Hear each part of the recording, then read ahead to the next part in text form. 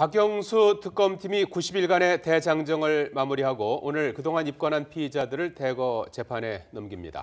박근혜 대통령은 기소 중지하지 않고 피의자로 입건해서 검찰로 넘길 예정입니다. 네, 취재기자 연결합니다. 한현희 기자.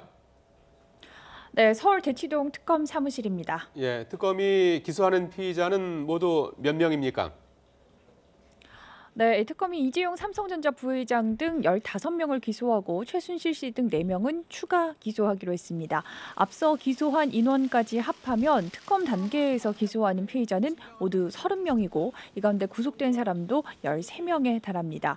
먼저 뇌물비리와 관련해 이 부회장과 삼성 박상진 사장, 최지성 부회장, 장충기 사장, 황성수 전무 등 5명을 재판에 넘기기로 했고요. 홍한선 전 국민연금 기금운용본부장도 국민연금의 무리한 삼성합병 찬성과 관련해 배임 혐의로 재판에 넘길 예정입니다. 비선진료 의혹과 관련해서는 김영재 원장을 뇌물공여와 의료법 위반 등의 혐의로 재판에 넘기기로 했고요. 김상만 전 대통령 자문위는 의료법 위반죄로, 세브란스병원 정기양 교수와 이임순 순천향대 교수는 위증 혐의로 기소할 예정입니다. 이와 더불어 구속영장이 기각된 이영선 행정관도 의료법 위반 방조 등의 혐의로 재판에 넘기기로 했습니다. 최순실 씨 딸 정유라 씨의 입학과 학사 특혜 의혹에 연루된 교수들도 대거 재판에 넘겨집니다. 먼저 정점에 있는 최경희 전 이화여대 총장이 재판에 넘겨지고요.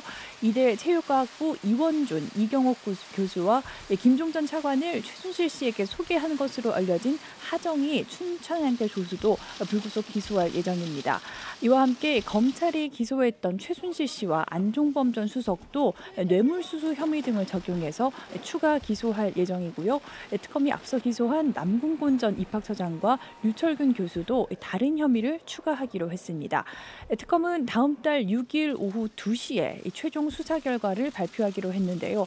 그 자리에서 구체적인 공소 사실에 대한 설명이 있을 것으로 보입니다. 특검은 기소 인원이 많은 만큼 파견 검사 가운데 8명을 남겨서 함께 재판을 이어갈 계획입니다. 박근혜 대통령을 기소 중지하지 않고 피의자로 입건하는 이유는 뭡니까? 네, 이 절차상 번거로운 과정을 피하겠다는 의미로 풀이됩니다. 앞서 특검은 박근혜 대통령을 시한부 기소 중지하는 방안을 검토했었습니다. 불소추 특권이 있는 만큼 한시적으로 기소를 밀어놓겠다는 계획이었는데요.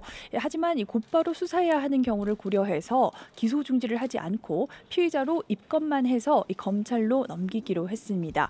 기소 중지 처분을 할 경우 이후 검찰이 수사를 재개할 때 다시 절차를 밟아야 하는데 그런 번거로움을 없애기 위해서 기소 중지 처분을 하지 않기로 한 것으로 보입니다.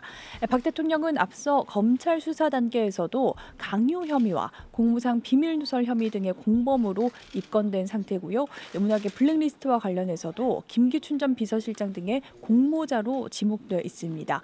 오늘 최 씨를 뇌물수수 혐의로 추가 기소하기로 한 만큼 최 씨와 뇌물수수 혐의의 공범으로도 입건될 전망입니다.